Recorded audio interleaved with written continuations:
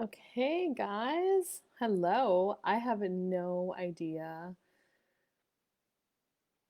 Hey, it looks like I'm live. Yay, it's coffee chat time. I'm actually 1 minute early, which rarely happens. I'm usually right on time or a couple minutes late or a minute late. Hi, Cindy. Okay, great. I'm live. I'm so excited because I'm on my MacBook. And ever since Facebook started changing, they've changed how you go live, and it's changed it in the MacBook on my laptop computer. It's different. And it's like I don't trust it because it's different. And so I was using my phone for most of it because that was the same and I was used to that. So now I'm getting more uncomfortable using my MacBook again because I just like how it sits better and I don't have to use my phone. And I know Crystal Crawford has been using a program called StreamYard, which is really cool because you can have your name. And so I might look into that for future ones too. But for now, yay! And welcome, guys. I'm so excited to see you today. I have a coffee in my St. Lucia mug. And I'm so grateful that we got to go to St. Lucia in January on our family vacation when we did. It was our first ever family of four vacation on an airplane to the ocean. And man, talk about following um, following the energy and having a sense of the future and trusting how things show up. Um, looking back in September of 2019 is when Travis, my husband, and when I started talking to him about going on a vacation with the kids. And of course, he was like, oh, that's silly. Why would we want to go on a vacation? Because that's how my hubby is. And I'm like, we're going, and you're coming too, whether you like it or not. It was actually the best. And we had so much fun. It was so great. Now, when I was looking at the time of year we were going to go, um, I was like, I was, and when I say looking at, I mean like literally sitting at a calendar and looking at it. When are we going? When do the kids have vacation off of school? But I wasn't letting that limit me. I was allowing myself to know that the kids could miss school and it would be fine. And February was also a popper in January. The month of January was like, yes. And then when I inquired further with the travel agency and the resort and prices, the price changed. Like January was kind of the cheaper month to go because when you got into February, March, kids are on spring break, and the price. Oops, I don't know what I did. I think I'm still here. And the price jumps like huge. And so it was cheaper in January. January was like, it was easy to find flights. It was just a really big yes month. Hey, Lori. Hey, if you want to tell me hi in the comments, I can see them. I like it. Um, and we got to go. And just when we were coming back in January is kind of when the COVID started. We started seeing it on the news in the airport on our way home. And so thank God we went when we did. It was easy. It was an amazing vacation. I have my mug. That's my thing. When I go to different countries or travel to different places, I'm a coffee mug buyer because I love coffee. And then it just reminds me. Um, and so yeah, so are you willing to trust that the universe has your back in more ways than you could ever imagine possible? And today, guys, so that's not really what I wanted to talk about today. My mug distracted me on a side note. I actually want to talk to you guys today about fear and a little moment that came up with my daughter Helena last night. So, Helena is 7 now, and she has never really been one to have bad dreams. She never really slept with us at all, ever. She's always very independent, very much a sense of strength in herself. Like, not a lot throws her off, not a lot scares her. So last night, I woke up in the middle of the night. I'm like opened my eyes and there was Helena standing in our room, like right there, right beside me. And I'm like, "Oh, honey, are you okay? What's going on?" And she said that she had a bad dream and that and I'm like, "Okay, well, I was kind of shocked because this never happens." And I was like, "Okay, well, that's fine. You can sleep here." And we do have a king size bed, but I just let her sleep and I just went down to sleep in her room. And I was kind of wondering to myself, like, what is this? And I didn't really, or no, wait. I did ask her when she got into her bed, I'm like, well, what did you dream about? What was so scary? And she said, I dreamt that Annabelle the doll killed me.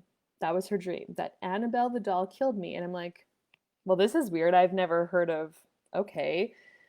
So I'm like, do you have Annabelle? And she started crying and she was really upset about it actually.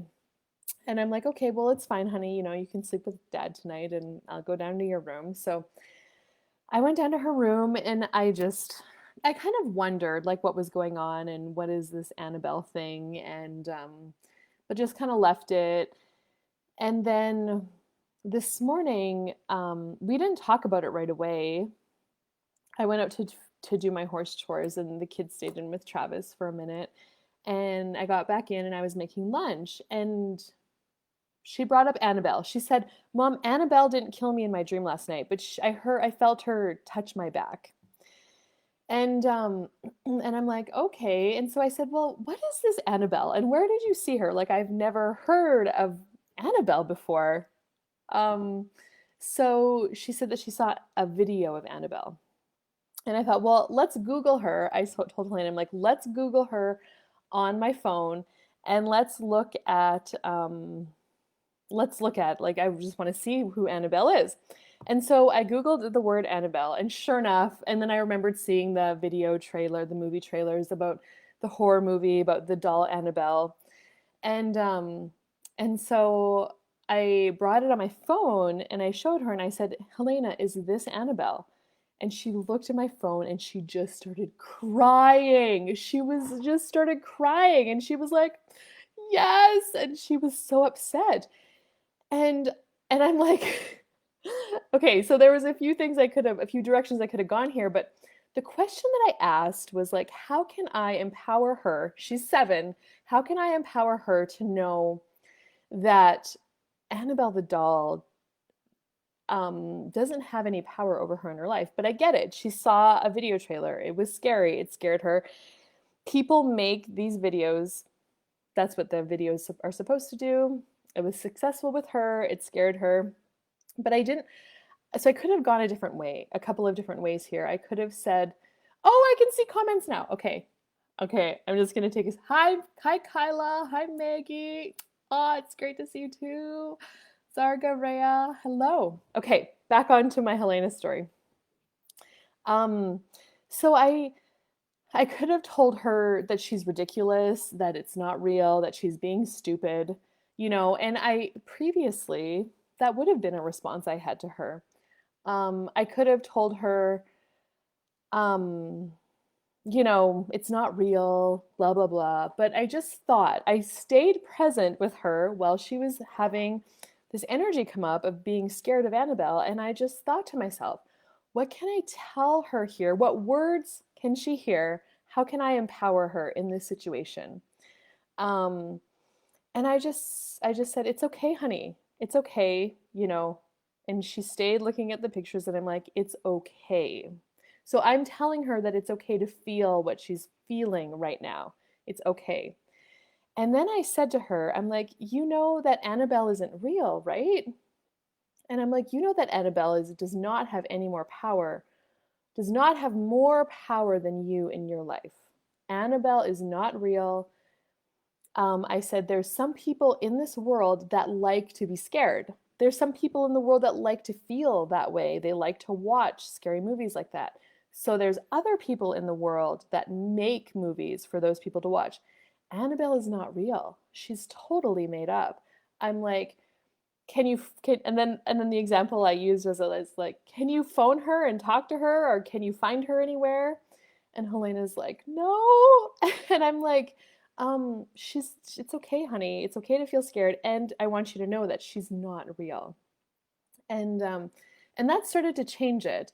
And I said it to her exactly the way that I am saying it to you right now, with that energy, with that presence.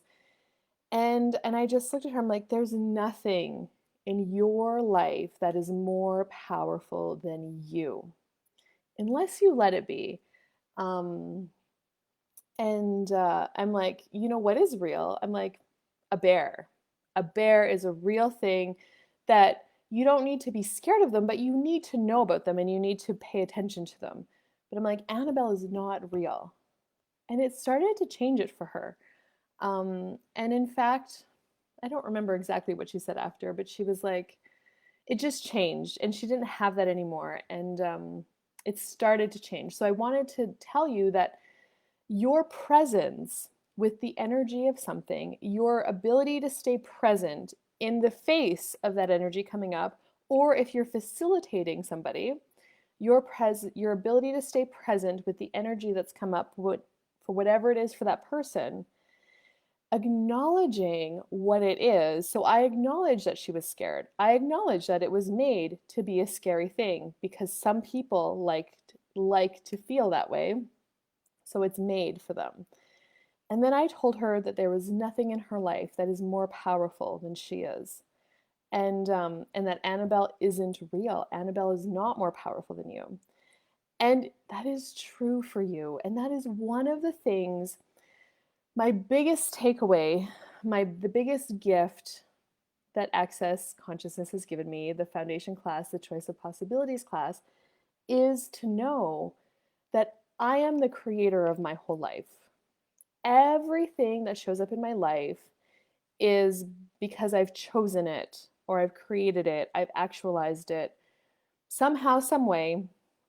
If I don't like what's showing up, I'm probably creating it from unconsciousness or unawareness, or just because I'm, doing the same old thing. I'm not consciously choosing it. But if I'm noticing something in my life that is not working for me anymore, and I'm willing to stay present with it, I'm willing to stay present with it, I'm able to stay present with it, I'm able to stay out of the judgment of myself with it, it will start to change. And oh, hey, Michelle. Michelle says, absolutely. It will start to change.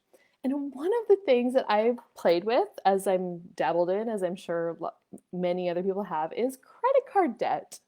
It's just so fun. And it's a really great way, a really great thing for me to have in my life to continuously judge myself as never good enough to pay off my credit card debt. It keeps me entertained. I've been playing with it for years and I've paid it off I probably get it my credit card to zero like once a year. And then I just let it have a balance.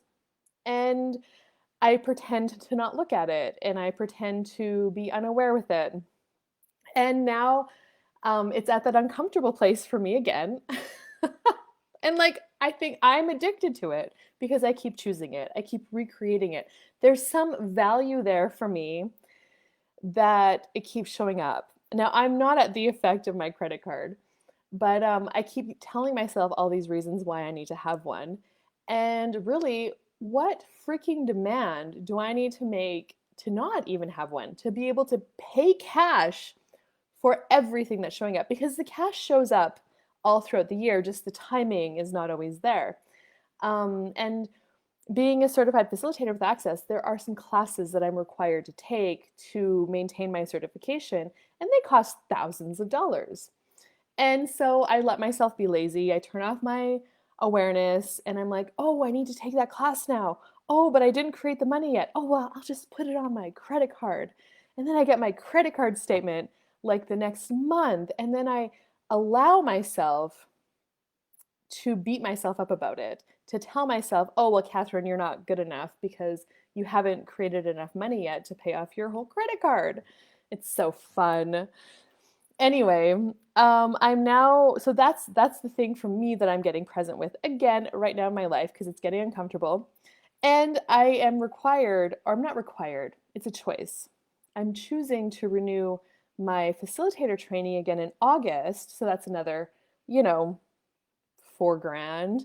And getting present with my credit card, I'm like, okay, we got this. So I want to, oh no, it stopped. I don't know if I'm still live. Can somebody tell me? We're having trouble playing my video. I'm gonna go on my phone. Don't leave me.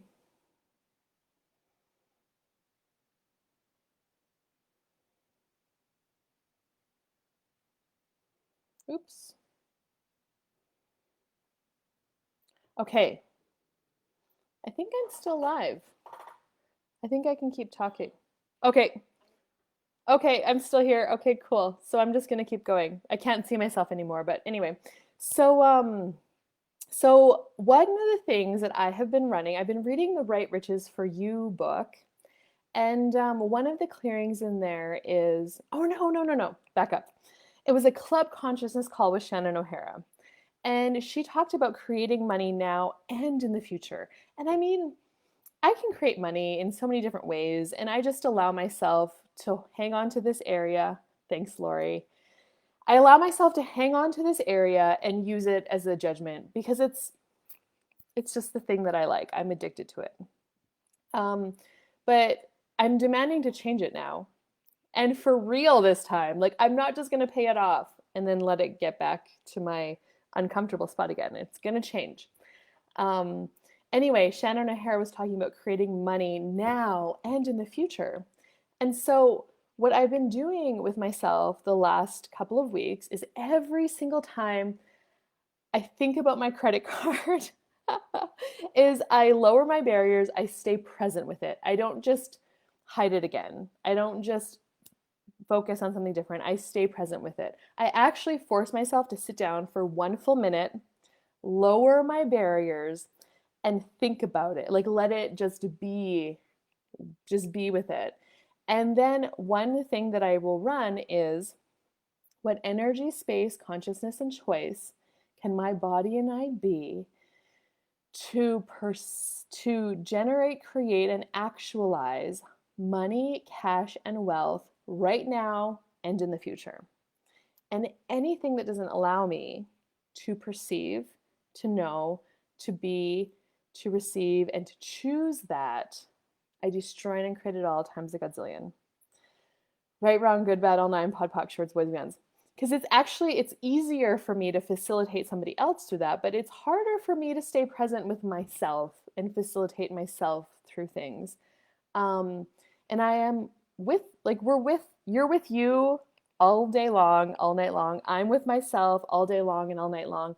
And I can allow myself to continue this cycle, to continue the judgment of me and my lovely credit card debt, or I can just make a choice and change it. Yes, Michelle, I will repeat it, and I'll actually type it after in the comments. I'll tag you in it. And for anybody, I'll actually put it at the top of the video. I'll type out the clearing so you guys can do that. Because now the other thing too is, so when we have capacities with money, anybody who has capacities with money, I'm not gonna, no, it's not a blanket statement. I'm gonna ask you the question. Truth, do you have capacities with money? And I get a yes. And I can create money in so many other ways and in so many other areas that are easy for me because I don't have a judgment about them. You know, with our farm, with other stuff that I pay all the time, it's easy for me. I don't have a judgment about it, but I have some judgment with my credit card, and there's something there that I'm maybe not willing to receive about it or from me with it. And it's just staying present. Your presence with it will start to change it. And so I'm going to say it again. So I'll sit with it. And actually, what I've been doing is I've been logging into my credit card every single day, looking at the dollar, the balance on the card, lowering my barriers, and just looking at it, just being present with it, and running this clearing. What energy, space, consciousness, and choice can my body and I be to generate, create, and actualize money, cash, and wealth now and in the future? And anything that doesn't allow me to perceive, to know, to be, and receive that, I destroy and create it all. Right, wrong, good, bad, all nine, pod, poc, shorts, boys, and mans.